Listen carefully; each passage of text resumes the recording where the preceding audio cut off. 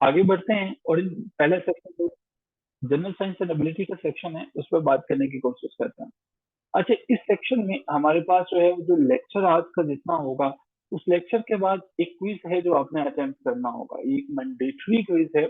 इस क्विज के एंड पे आपको आपके सारे के सारे क्वेश्चन जो है वो सॉल्व फॉर्म में मिल जाएंगे। ठीक है, आपके पास जो क्वेश्चन हैं उनके आंसर्स भी आपके पास आ जाएंगे। द पर्पज इज कि आपको इस क्विज में से गुजारने का, कि जो लेक्चर आप अटेंड करेंगे कहीं ऐसा तो नहीं है कि एक एक्टिविटी होती है उससे हम कहते हैं सेल्फ ब्लैकमेल हो जाना। ठीक है, बाद को हम चीजें अटेम्प्ट कर रहे होते हैं और हमें लग रहा होता है कि हमें बड़ी अच्छे से समझ आ रही है। हमने जो जो क्वेश्चंस पिछले सेशन में, पिछले पेपर्स में आ चुके हैं, इस लेक्चर पे बेस्ड है। ठीक है, और हमारे इस लेक्चर में हमने चीजों को आसान करके बनाया, वो सारे के सारे क्वेश्चंस हमने निकाल दिए। ठीक है, ये फाइल आपसे जो है वो एंड पे शेयर कर दी जाएगी। आपके पास इस क्वेश्चन को अगर आप आंसर करने के काबिल हैं, तो इट मीन कि आप अपने पेपर में भी जो है वो चीजों को आंसर कर पाएंगे। ठीक है, ये हमारा डेली क्विज है जो कि आपके हर लेक्चर के बाद हुआ करेगा, और हर लेक्चर के बाद आपको इसे अटेम्प्ट करना होगा। आई एम श्योर कि ये समझ में आ गया। जैसे ही लेक्चर खत्म होगा आपके ग्रुप में ये फाइल आ जाएगी जो कि क्विज है। इसकी सेल्फ इवेल्युएशन होगी, आंसर स्टैंड पे होंगे, बट आपने इसको अटेम्प्ट करना होगा अपने लेक्चर के बेसिस पर। ठीक है जी, तो ये हमारे पास एक एक्टिविटी है जो कि मैं चाह रहा था कि आप उसके डेली बेसिस पर जो है वो ये डिस्कशन हुआ करें, डेली बेसिस पे आपको पता हो कि आपने करना क्या है और किस तरह से मूव ऑन करना होता है। तो डेली क्विजेज जो है वो इस काबिल आपको बना देंगे कि आपका जो एक्चुअल पेपर है वो आपको आसान लगना शुरू हो जाए और उसमें आपको कोई प्रॉब्लम ना हो, और ऐसा होता भी है। अभी हम बात करते हैं जी, आज के लेक्चर पे चलते हैं। स्क्रीन आई एम श्योर कि आपको विजिबल हो गई है। अच्छा जी, ये हमारे पास ही हमारे पहली जो स्लाइड है वो कुछ यूं है। Astronomy general science and ability में जो हमारा पहला टॉपिक है वो एस्ट्रोनॉमी है। मैं स्क्रीन पे सिर्फ वही चीजें लिखूंगा जो कि इससे पहले प्रीवियस पेपर्स में जो है वो आ चुके हैं, क्वेश्चंस आ चुके हैं। हम जनरल साइंस एंड एबिलिटी को समझते हुए आपने अपनी नोटबुक पे पहली हेडिंग दे दीजिए एस्ट्रोनॉमी को। हमारी कोशिश होगी, और हम जो जो सेक्शन एग्जामिनर आपका हिट करता है वो आपके पास एस्ट्रोनॉमी से शुरू होता है। फिर उसके बाद बिग बैंग थ्योरी है, गैलेक्सी है, सोलर सिस्टम है, प्लैनेट्स हैं, डार्क प्लैनेट्स हैं, मून है, सोलर एंड लूनर इक्लिप्सेस हैं, कॉमेट हैं, इन तमाम चीजों पर बात करता है। फिर हम जो है वो जियोग्राफी को देखेंगे और इन तमाम सेक्शंस को कवर करने की कोशिश करेंगे जो कि हाईली इंपॉर्टेंट है। तो जी पहला हमारे पास ये जो हमें पिक्चर बैकग्राउंड में नजर आ रही है, बेसिकली ये हमारे पास गैलेक्सी है। लेकिन इससे पहले कि हम गैलेक्सी पर जाएं, समझने की कोशिश करें, कहानी समझने की कोशिश करते हैं। ऐसा नहीं होता था शुरू से, जब से ये दुनिया वजूद में आई ऐसा बिल्कुल भी नहीं था कि सारी की सारी चीजें जो है वो लोगों को पहले दिन से क्लियर थे। जिस कायनात में आज हम रहते हैं, एक स्टडी है, एक साइंस है जो कि इसको डील करती है, और उसका नाम एस्ट्रोनॉमी है। आपको पता होना चाहिए कि एस्ट्रोनॉमी क्या है। एस्ट्रोनॉमी क्लासिकल बॉडीज जो भी यूनिवर्स में मौजूद हैं उन सब की स्टडी का नाम है। एस्ट्रोनॉमी का मेन काम सिर्फ स्टडी करना ही नहीं है। तो एस्ट्रोनॉमी का काम यह है कि वो तमाम के तमाम मेथड्स, वो तमाम के तमाम फिनोमेना जो कि यूनिवर्स में हो रहे हैं उसको ऑब्जर्व करे, उसकी जितनी भी थ्योरीज हैं उनको प्रेजेंट करें। ठीक है, उनकी थ्योरीज को प्रेजेंट करें। सो ये हमारे पास एस्ट्रोनॉमी उस सब्जेक्ट का नाम है जो उन तमाम चीजों को स्टडी करता है। लेकिन ये जिस चीजों को, जो चीजें पाई जाती हैं यूनिवर्स में, स्टार्स हैं, सोलर सिस्टम है, गैलेक्सीज हैं, उन सब का नाम यूनिवर्स है। ये दोनों डेफिनेशन आ चुकी हैं। मैंने अर्ज किया कि मैं स्क्रीन पर सिर्फ वही चीज लिखूंगा जो कि पिछले पेपर का हिस्सा रही। ठीक है, और इन्हीं में से आपका क्विज होगा, तो प्लीज इसे ध्यान से अटेंड किया जाए, कीजिए। एस्ट्रोनॉमी हमें कुछ यूनिट्स देती है। एस्ट्रोनॉमी डेफिनेटली मैंने बताया कि एक स्टडी है यूनिवर्स की जिसमें हम सेलेस्टिकल बॉडीज को देखते हैं कि हमारे जो यूनिवर्स निजाम शमसी में चीजें हैं वो पाई कैसे जाती हैं। कहानी में असल ट्विस्ट तब आता है जब एक क्वेश्चन, कैसे पता चलेगा कि किसी चीज को कैसे मेजर किया जाएगा। मिसाल के तौर पर सूरज का जमीन से फासला कितना है, लाइट ईयर जो है ये किस बला का नाम है, हमें इन चीजों के बारे में कैसे नॉलेज मिलेगा। एक जेन्युइन क्वेश्चन था। इन तमाम चीजों को, इस तमाम मसले को हल करने के लिए एक तरतीब दिया गया, एक निज़ाम जिसे हम एस्ट्रोनॉमिकल सिस्टम कहते हैं। एक ऐसा सिस्टम है जो तमाम की तमाम चीजों को एक डायमेंशन में लेके आएगा, यानी कि उनको क्लियर करना शुरू कर देगा। इससे पहले जो चीजें रैंडम थी उनको एक ऑर्गेनाइज वे में लेके चलना शुरू होगा। असल में 1976 ईयर इंपॉर्टेंट है, याद रखिएगा। 1976 में आईएयू यानी कि इंटरनेशनल एस्ट्रोनॉमिकल यूनियन कायम होती है। आईएयू ये मुकम्मल एब्रीवेशन है, इंटरनेशनल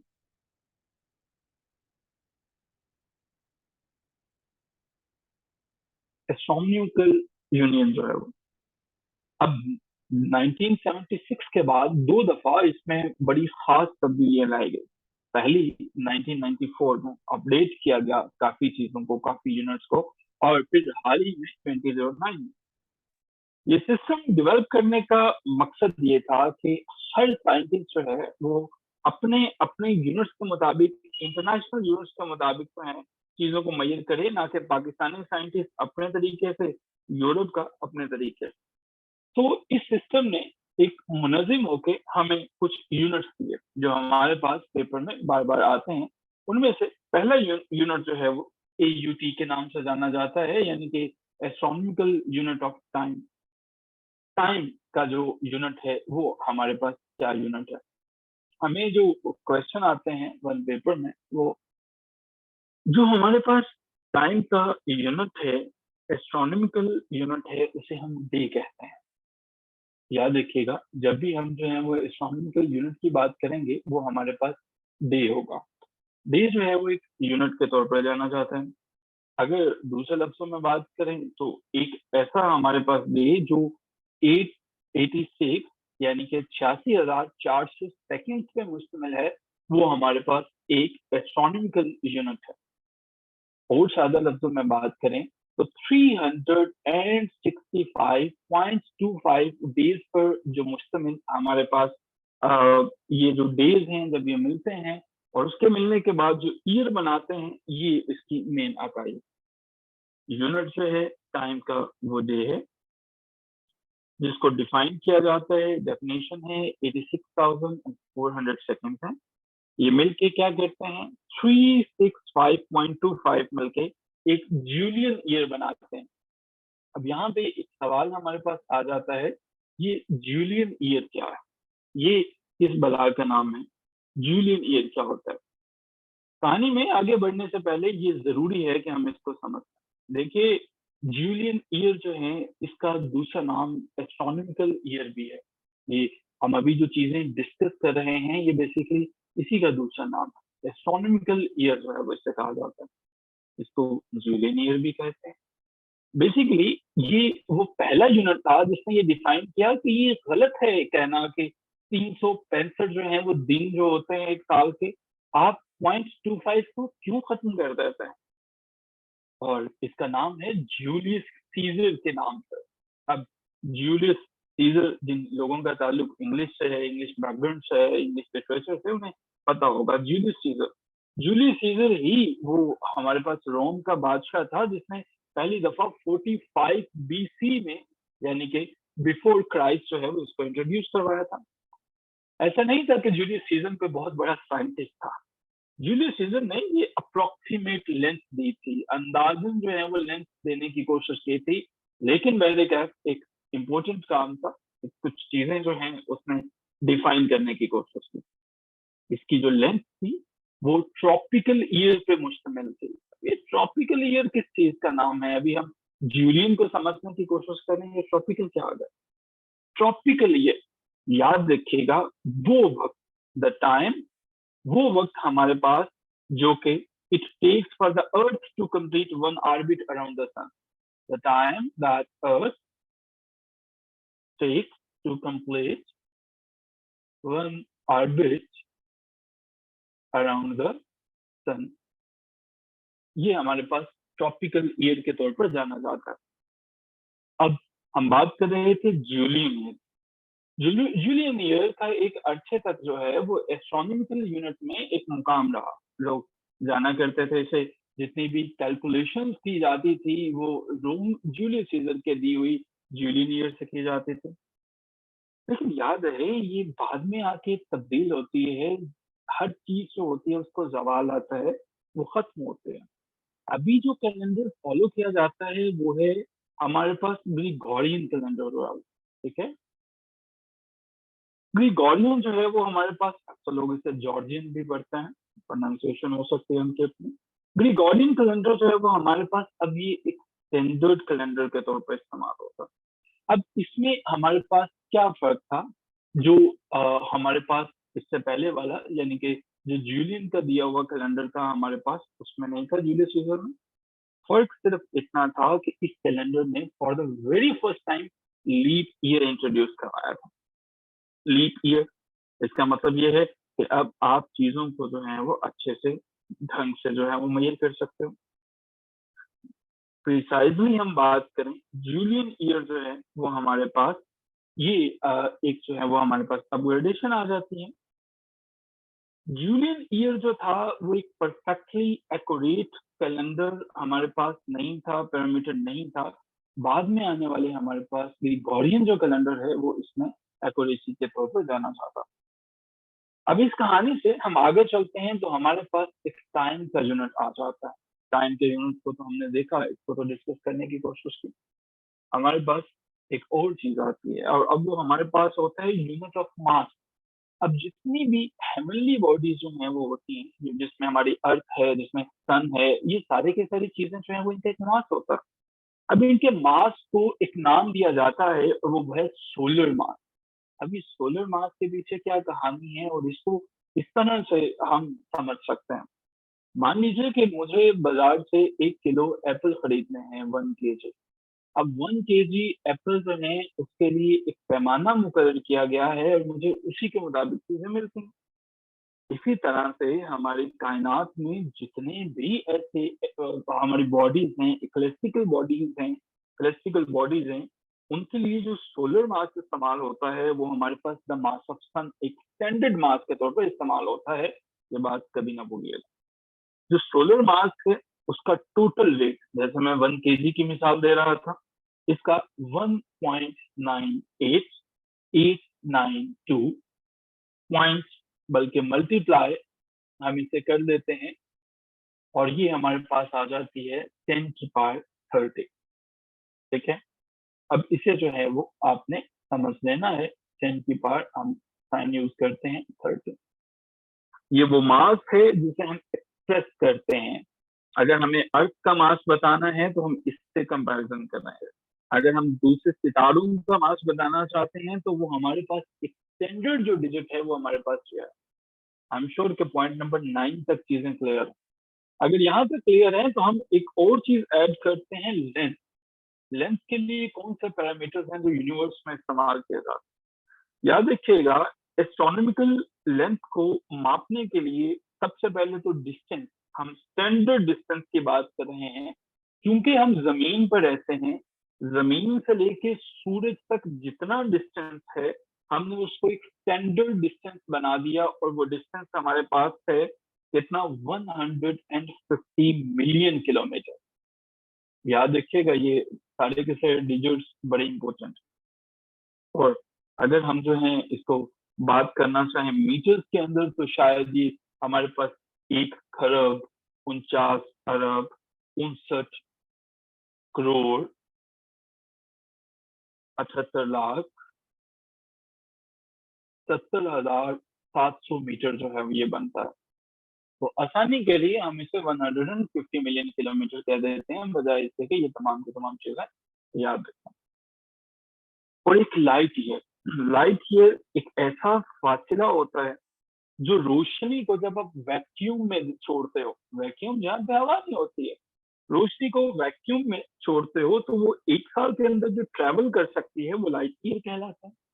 आपके लिए जरूरी है कि लाइट ईयर का जो टोटल स्पीड है उसको याद रख सको। वो है 5.8 मल्टीप्लाई 10 की पावर हमारे पास आ जाती है जनाब 12। ये वो कुछ डिजिट्स थे जो आपको याद रखने हैं। जनरल साइंस एंड एबिलिटी में मैंने बताया कि 10 से 15 के करीब क्वेश्चन आते हैं, टाइम एंड अगेन टाइम ये चीजें रिपीट होते हैं। याद रहे, अगर आप इन तमाम चीजों को अच्छे से समझ लोगे तभी आप काबिल हो सकोगे कि जो क्विज हमारा क्लास के बाद है उसे अटेंड कर सको। और अगर आप क्विज अटेंड नहीं करते हो, ऑब्वियसली आप चाहो तो उसे छोड़ सकते हो, लेकिन ये कभी मुमकिन नहीं है कि आप उसको क्विज को और दूसरी चीजों को स्किप करो और फिर आपके पास जो है रिजल्ट आपके डिजायर्ड रिजल्ट आ सकते। अब हमने यूनिवर्स में यहाँ तक पहुंचे, एक सवाल जहन में आता है और वो क्वेश्चन हमारा ये है, यूनिवर्स पे आगे हमने यूनिवर्स के मैथ्स को डिस्कस कर लिया, टाइम को डिस्कस कर लिया, but the very question is that हम यहाँ पे पहुंचे कैसे, ये कहानी का आगाज कहाँ से हुआ। कुछ मूवीज को हम रिवाइंड करते हैं, पीछे लेकर चलते हैं। हमारे पास जो यूनिवर्स के बारे में मुख्तलिफ थ्योरीज आती हैं, वो हमारे लिए अभी जानना जरूरी नहीं, क्योंकि हमारे पेपर में कभी थ्योरी नहीं पूछा जाएगी। जो चीज जानना जरूरी है वो ये है, कहा जाता है कि हमारे पास जो अर्थ है इसकी लाइफ जो है वो 13.7 बिलियन ईयर्स ओल्ड है। हाँ, ये हमारे लिए इम्पोर्टेंट है कि हमारी जो अर्थ है उसकी लाइफ कितनी है। 14th सेंचुरी में चलते हैं, वापस चलते हैं 14th सेंचुरी कहानी में। जब मैं 14th सेंचुरी कहूंगा, इसका मतलब ये साल शुरू होते हैं 1300 से और खत्म हो जाते हैं 1399 में। हर दौर में बागी पैदा होते रहते हैं, मुख्तलिफ साइंसदान आते रहते हैं।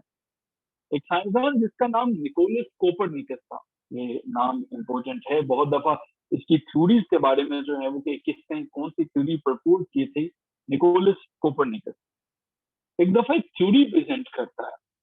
कोपरनिकस एक अजीबो गरीब थ्योरी पेश करता है, लोगों को समझ में नहीं आती। ये कहता है मेरी जो थ्योरी है उसका नाम हेलियोसेंट्रिक थ्योरी है। हेलियोसेंट्रिक थ्योरी अजीबो गरीब नाम है, उस दौर के लोगों को समझ में नहीं आ सका। सादा लफ्जों में इसने कहा कि हेलियोसेंट्रिक का मतलब है कि सन सेंटर्ड है, यानी कि जो मैं थ्योरी प्रेजेंट कर रहा हूँ उसमें सूरज मरकज में है। लोगों को अब कहानी समझ में आना शुरू हुई कि इससे पहले तो जमीन सेंटर में थी। ये निकोलस कोपरनिकस जो है वो क्या बात कर रहा है, इसका क्या मतलब हुआ। पहला बंदा जिसने ये थ्योरी प्रेजेंट की कि जमीन जो है वो सेंटर में नहीं है, सूरज जो है वो सेंटर में है, उसका नाम निकोलस कोपरनिकस है। नोट कर लो, हाईलाइट कर लो, वेरी इंपॉर्टेंट, काफी ज्यादा पूछा जा चुका है। अब ये मॉडल प्रेजेंट करता है, ये हेलियोसेंट्रिक बेसिकली एक मॉडल का नाम है। हम में से अक्सर लोगों को जैसे मॉडल सुनते हैं परेशान हो जाते हैं कि शायद पता नहीं कौन सी चीजें हैं, मॉडल याद नहीं होगा, लेकिन आसान है। इसने कहा देखो तुम लोग जो समझते थे इससे पहले वो तुम्हारी मर्जी थी, मेरे पास कुछ मुफ्त है। ये कहता है कि सूरज जो है वो अपनी जगह पे साकन है, यानी कि स्टेशनरी है। अब की दफा मान लिया कि चलो जो तुमने कहा स्टेशनरी है, अब आगे बताएं। उसने कहा जमीन जो है वो चक्कर लगाती है, जमीन लगाती है और दूसरे जो सारे के सारे हमारे पास जितने भी इस्लामी फल्की हैं जिन्हें हम कैलेस्टिकल बॉडीज कहते हैं वो इसके गिर्द घूमते हैं। कोपरनिकस को पागल समझा गया कि ऐसा मुमकिन नहीं है। बाद में गलेलियो ने इसी बात को जो है उसने जब खुद से रिसर्च की, गलेलियो 1600 सेंचुरी में आता है और कोपरनिकस की बात नहीं मानी गई। गलेलियो ने बताया कि नहीं वो ठीक कह रहा था। नतीजे में गलेलियो को सजाए मौत दे दी गई, हैंग लटका दिया गया। कोपरनिकस की थ्योरी सच्चाई कभी नहीं छुपती है। 17वीं सेंचुरी के आखिर में जाकर ये थ्योरी दोबारा से जन्म लेती है और अब की दफा साइंसदान इसे एक्सेप्ट कर लेता है। तो हमारे पास ये एक थ्योरी है जो ओरिजिन के बारे में है। एक और थ्योरी जिसके बारे में बार बार पूछा जाता है वो हमारे पास बिग बैंग थ्योरी है।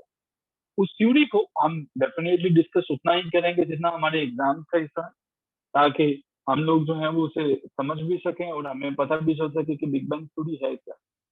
देखिए, जमीन की जो लाइफ है वो मैंने अभी आपके सामने बताई थी कितने हैं, just to check it out कि कितने लोग एक्टिव हैं, कितनी देर पुरानी है हमारी ये जमीन जिस पे हम रहते हैं, कितनी देर जो है वो पुरानी है ये जमीन जो है, क्या इसकी जो लाइफ है, क्या टेन्योर है जो टोटल इसका 13.7 बिलियन ईयर। एक थ्योरी ये आती है जिसको हम बिग बैंग कहते हैं। इसका स्क्रीन शॉट ले लीजिएगा प्लीज अगर कोई लेना चाहे, क्योंकि मैं इसको क्लियर करना चाह रहा हूँ, उसके बाद हम आगे चलते हैं। देन जी, ले लिया आपने screen shot? I am sure कि आपने ले लिया होगा। कोई भी लिख दे डन, ताकि मुझे पता चल जाए कि आपने ले लिया। ओके जी। हम जो है वो आगे चलते हैं। बिग बैंग थ्योरी ये कहती है कि कहानी में कोई 13.7 बिलियन ईयर्स पीछे चले जाओ। अब इतने साल अगर पीछे चले ही गए हो, तो अब जो अर्थ जिस पे आप रहते हो, ये अर्थ जो है इस तरह से नहीं थी जैसे आज देख रहे हो। तो अर्थ जो है वो वाटर थी, इतनी गर्म थी कि आप इसको इमेजिन नहीं कर सकते। तो हमारे पास ये अर्थ ठंडी होती है जाके 3 लाख सालों के बाद, आफ्टर 3 लाख ईयर्स का टेम्परेचर कम होता है। 3 लाख ईयर्स के बाद इसका टेम्परेचर कम होता है। और जब ये अर्थ वजूद में आती है, बिग बैंग होता है, कहा जाता है कि हमारे पास इसका जो टेम्परेचर था वो 3000 डिग्री सेल्सियस था। इमेजिन कीजिएगा। तो हमारे पास से कम होता चला गया। अब ये बिग बैंग थ्योरी होती है, सारे के सारे मामलात होते हैं, ये हमारे पास इसके बारे में बहुत सी बातें ऐसी हैं जो कि डेफिनेटली एग्जिस्ट करती हैं, लेकिन वो अभी हमारी डिस्कशन का हिस्सा नहीं है। जो हमें चीजें जाननी है वो ये जाननी है कि जो हमारी यूनिवर्स है, इस यूनिवर्स के बेसिकली कुछ मॉडल्स हैं। पहली चीज तो आपने ये याद रखनी है कि जिस यूनिवर्स का हम हिस्सा है, इसका नाम, इसके अंदर जो है एक गैलेक्सी जो है वो पाई जाती है। यूनिवर्स है, गैलेक्सी जो है वो, गैलेक्सी किसे कहते हैं, जब बहुत से स्टार्स मिल जाते हैं उनके मजमूए को ही गैलेक्सी कहा जाता है। अब ये गैलेक्सी जो है वो ऐसा नहीं है कि ये बहुत सी जमीन या इस जैसी बॉडीज का ही मजमुआ है। इसके अंदर डस्ट भी हो सकती है, डार्क मैटर्स भी हो सकते हैं। जो हमारे पास साइंसदान हैं, वो ये बताते हैं कि जितनी भी कायनात के अंदर गैलेक्सीज हैं, तकरीबन 100 टू 200 बिलियन गैलेक्सीज जो है वो एग्जिस्ट करते हैं। 100 टू 200 बिलियन गैलेक्सीज जो है वो एग्जिस्ट करते हैं। इम्पोर्टेंट, 200 जो है वो इसमें गैलेक्सीज हैं। लेकिन हमारे वाली जो गैलेक्सी है उसका नाम मिल्की वे है। अब मिल्की वे के बारे में डिटेल बहुत इंपॉर्टेंट है। पहली बात, मिल्की वे का डायामीटर जो है, डायामीटर, क्या आप जानते हैं डायामीटर हम किस में मेजर करेंगे? क्या लगता है, तो गेस करें जरा, डायामीटर हम किस में, क्या मीटर्स में करेंगे, लाइट ईयर्स में करेंगे, किसमें हम करेंगे इसको?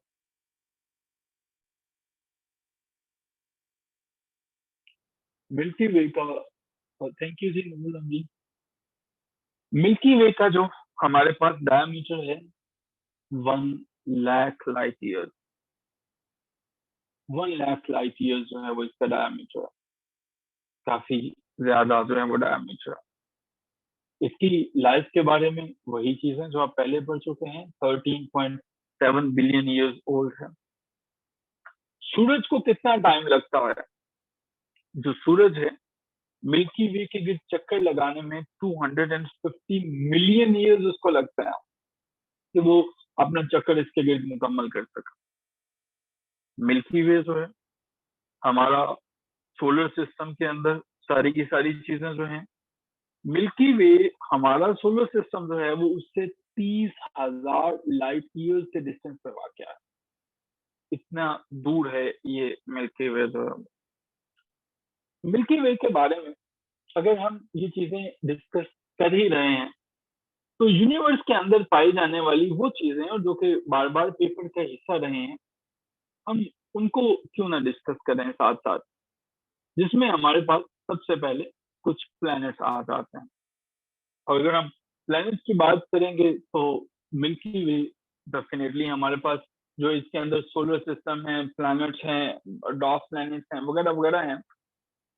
सबसे पहले मैं बात करना चाहूंगा यहाँ पे मर्करी, मिल्की वे जो हमारी गैलेक्सी है। उसके बाद मैंने बताया सोलर सिस्टम है, सोलर सिस्टम में सन है, सन के बारे में भी हम बात करेंगे, लेकिन उससे पहले मैं बात करना चाहूंगा मरकरी जो है। मरकरी के बारे में कुछ चीजें ऐसी हैं जो आपको डिटेल से जानना जरूरी है। ये सारी की सारी वही चीजें जो कि पेपर में बार बार प्रीवियस पेपर्स में जो है वो आ चुकी हैं। मरकरी को ही हम डिस्कस क्यों करेंगे सबसे पहले? What is the reason? उसकी रीजन जो है वो ये है कि पहला हमारे पास जो प्लेनेट आता है वो मरकरी है, फर्स्ट प्लेनेट जो कि सूरज से आता है। सूरज से अगर हम देखना शुरू करें, एक फॉर्मूला आप सबको पता होगा, my very educated mother just served अस नॉडल्स। ये हमारे पास जो है वो एक फॉर्मूला है, जिसे आप चाहें तो चीजों को याद रख सकते हैं। मरकरी स्मॉलेस्ट प्लेनेट है, ये बात कभी नहीं भूलेंगे आप। स्मॉलेस्ट प्लेनेट है, सबसे छोटा है। और अगर सादा लफ्जों में देखना चाहें तो जो जमीन का मून है, जो जमीन का चांद है, उससे ये थोड़ा सा बड़ा है। एक ऐसा प्लैनेट है जो कि सूरज के करीब तरीन है। लेकिन आपको शायद ये जान के हैरत हो कि सूरज के करीब तरीन होने के बावजूद ये सबसे ज्यादा गर्म नहीं है। ये क्लोजेस्ट टू द सन है, लेकिन ये हॉटेस्ट नहीं है। ये बात कभी नहीं सोचनी और ना ही पेपर में कभी ये चेक करना। ये वो क्वेश्चन है, ये जो क्वेश्चन है वो हमारे पास इतने लोग गलत करते हैं जब वो देखते हैं कि ये करीब है, सबसे ज्यादा टेम्परेचर इसी का होगा। इनफैक्ट जो हॉटेस्ट प्लेनेट है वो वीनस है। ये क्वेश्चन बहुत दफा आते हैं, वीनस सबसे ज्यादा हॉटेस्ट है। अब इसके साथ साथ मरकरी जो है एक रॉकी प्लेनेट है। रॉकी, रॉक्स का बना हुआ है। इसकी सरफेस जो है वो बड़ी सॉलिड सरफेस है। और अब हमारे पास मरकरी जो है ये मूव करता है, स्पिन करता है, और इसके बारे में जो डिटेल्स हमारे पास हैं इसके बारे में कि ये सूरज से इसका जो डिस्टेंस है किलोमीटर्स में मरकरी का, वो है सिर्फ 58 किलोमीटर। Just imagine, 58 kilometre. और अगर आप इसके डायामीटर की बात करें, इसका डायामीटर कितना है, ये बहुत इंपॉर्टेंट है क्वेश्चन। 4900 किलोमीटर। 4900 किलोमीटर इसका डायामीटर। अब ये जो रेवोल्यूशन है, रेवोल्यूशन इसकी जो है वो करता है, रोटेशन नहीं, रेवोल्यूशन जो है वो, ये रेवोल्यूशन अपनी 88 डेज में मुकम्मल करता है। रेवोल्यूशन, रेवोल्यूशन ये अर्थ के 88 डेज। जबकि जो रोटेशन है मरकरी की, मरकरी की रोटेशन जो है वो हमारे पास 59 डेज, 59 डेज। लाइफ यहाँ पे मुमकिन नहीं है। लाइफ अक्सर लोग जो हैं वो ट्राई करते हैं, जिस तरह से साइंटिस्ट जो है वो मार्स पे ट्राई कर रहे हैं।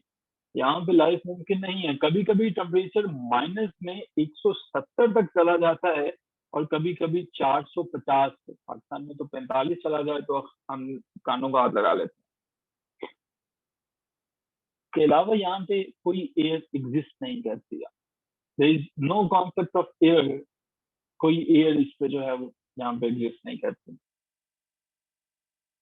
ना ही जो है मरकरी के इर्द गिर्द कोई रिंग्स मौजूद हैं जो हमें ये बताएं कि मरकरी के गिर्द कोई डस्ट के जो रिंग्स हैं वो मौजूद हैं।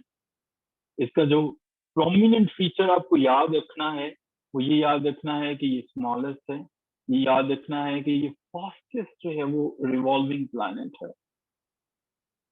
फास्टेस्ट रिवॉल्विंग प्लैनेट, ये हमारे पास मरकरी की कहानी थी। मैंने एक फॉर्मूला ऊपर अर्ज किया था, my very educated mother just serve this knowledge. बड़ा मशहूर और मरूफ फॉर्मूला है। मरकरी की कहानी में हमने समझने की कोशिश की, जो इंपॉर्टेंट चीजें हैं वो मैं दोबारा रिवाइज कर रहा हूँ। सूरज से किलोमीटर में फास्ट फास्ट सिर्फ 58 है। डायामीटर 4900 किलोमीटर है। रेवोल्यूशन में 88 डेज लेता है। रोटेशन में 59 डेज लेता है। और 170 से 450 जो है इसका टेम्परेचर है। ये एवरेज टेम्परेचर है। कोई एयर मौजूद नहीं है और ना ही कोई रिंग्स इसके गिर्द मौजूद है। स्मॉलेस्ट फास्टेस्ट रिवॉल्विंग प्लैनेट है। अगर ये डिटेल्स आपको याद हो गई तो आई एम श्योर कि आपने अपने पेपर में कम से कम 2 से 3 मार्क्स को पॉकेट पास कर लिया। क्या ये डिटेल्स आपको याद होगी यहाँ तक?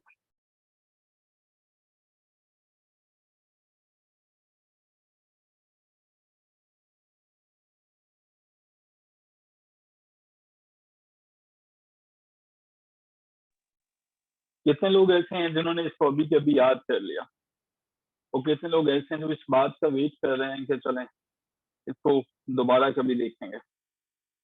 दूसरे नंबर पे हमारे पास आ जाता है जी वीनस। वीनस के लिए आप इसका स्क्रीनशॉट ले लीजिए ताकि मैं वीनस की डिटेल लिख सकूं। वीनस दूसरे नंबर पर। याद है हम वही डिटेल्स डिस्कस करेंगे जो कि टाइम एंड अगेन पेपर में आ रही हैं।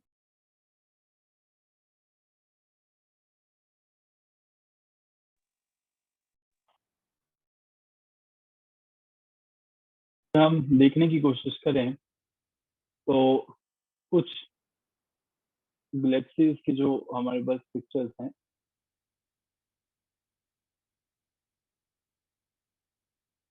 वो कुछ इस तरह से हैं, जो कि ये बहुत ज्यादा क्लियर नहीं है, लेकिन एक चीज मैं आपको समझाना चाहूंगा कि इनर प्लैनेट्स कहाँ पे हैं और आउटर प्लैनेट्स कहाँ पे हैं।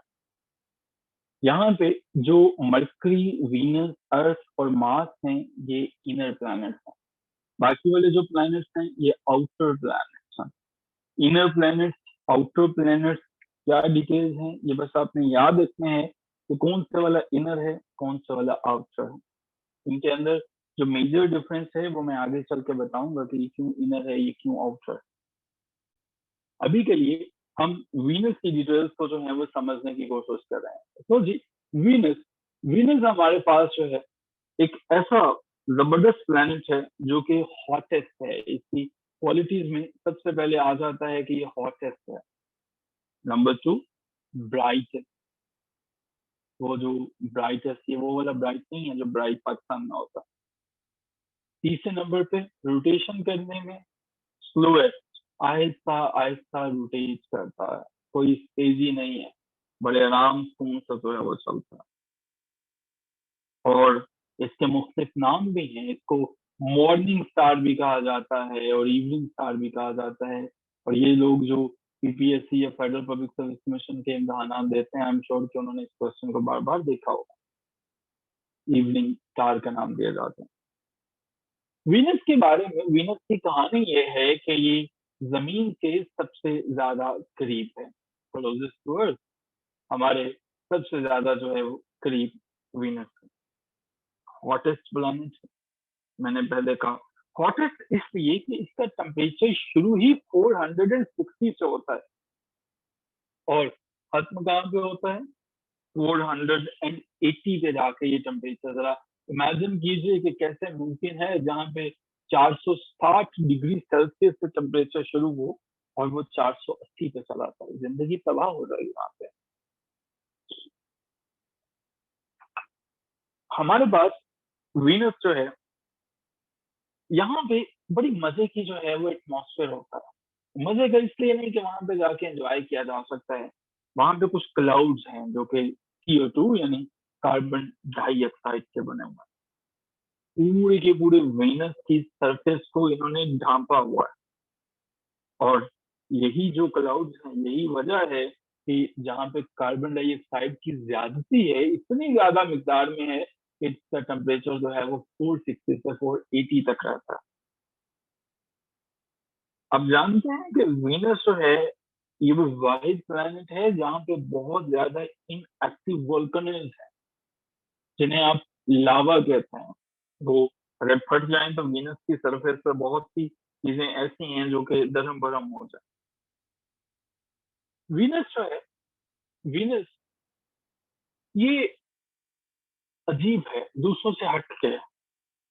हटके इसलिए कि दूसरे जो है वो हमारे पास जो है एक चमक में दूसरे planet west to east rotate करते हैं, और वीनस जो है इन्होंने अपनी अलग से दुनिया रखी है, ये ईस्ट टू वेस्ट जो है वो रोटेट करते हैं।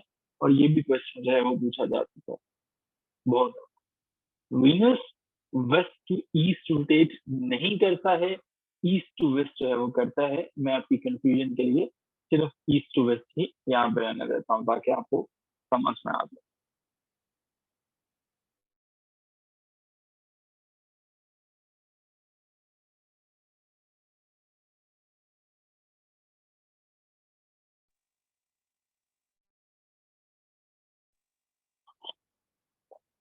ज़मीन से हम कंपैरिज़न तो इसका एक दिन 243 डेज़ के इक्वल होता है।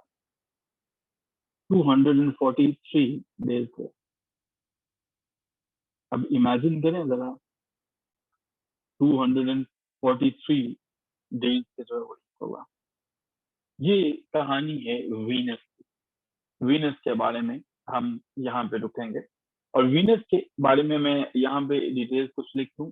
हम वापस जॉइन करते हैं क्लास को उसी लिंक से और वीनस के बारे में कुछ डिटेल्स और फिर हम प्रीवियस पेपर्स में आने वाले जो हैं वो क्वेश्चंस मैं लिखता हूँ। उसी लिंक से क्लास को जॉइन करते हैं